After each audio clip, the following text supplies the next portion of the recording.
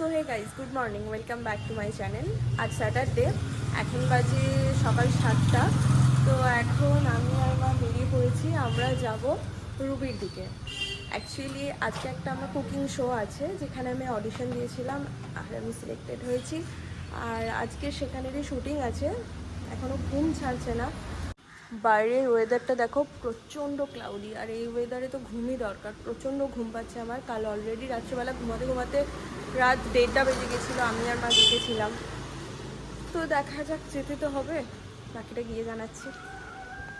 আমি বেরিয়ে গেছি, এখন বাজে 7:30। আমাকে এখানে বলেছে টাইম 8টার মতো পৌঁছাতে হবে। অলরেডি আমি লেট, যেতে তো মোটামুটি 45 মিনিটস লাগবে। ঠিক আছে, দেখা যাক। আমি তাহলে পৌঁছে গেছি। আমাকে কস্টিউমস করে দেওয়া হয়েছে, সেগুলো ছবি তুলে পাঠাতে বলেছে ওদেরকে, কোনটা করবো সেটা দেখার জন্য। সেগুলো দেখা চলছে, এই যে দেখো। আমি এখানে রেডি হয়ে গেছি, প্রচণ্ড খিদে পাচ্ছে, সকাল থেকে কিচ্ছু খাওয়া হয়নি। তো ওনারা একটা বিস্কিট দিয়েছেন, সেটা এখন হচ্ছে মা খেতে নিচ্ছে।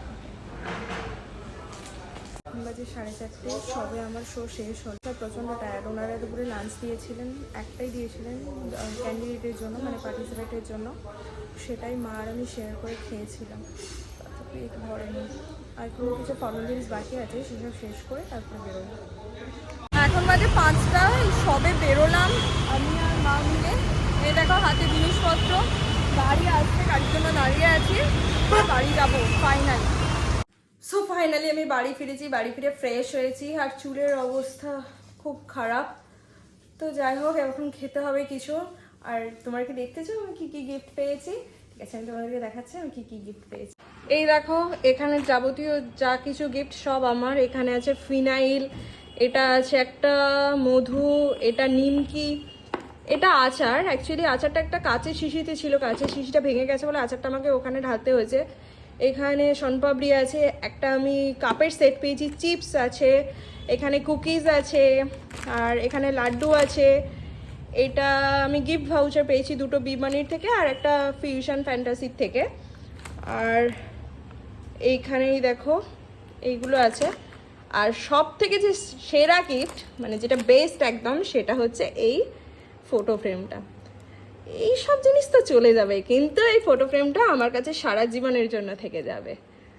তো তোমরা যদি জানতে চাও আমার কেমন এক্সপিরিয়েন্স, তো বলবো আমার খুব ভালো এক্সপিরিয়েন্স হয়েছে। খুব ইচ্ছে ছিল ছোটোবেলা থেকে যে কোনো একটা শোতে যাব এরকম, তো ফাইনালি এটা পসিবল হয়েছে, আমি যেতে পেরেছি একটা শোয়েতে।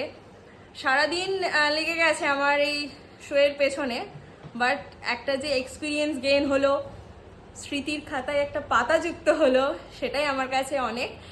তো যাই হোক, খুব ভালো লাগলো। আর আমি একটা নেক্সট ব্লগ বানাবো, তো সেইখানে আমি বলবো কি কি হয়েছে ওখানে গিয়ে, ওদের কি কি প্রসিডিওর সেই ব্যাপারে। অ্যাকচুয়ালি ভেতরে তো ক্যামেরা অ্যালাউ ছিল না, তাই আমি দেখাতে পারিনি ভেতরের সিচুয়েশনটা কীরকম ছিল। তো ঠিক আছে, আজকের মতন টাটা, দেখা হচ্ছে নেক্সট ভিডিওতে। Thanks for watching and don't forget to subscribe.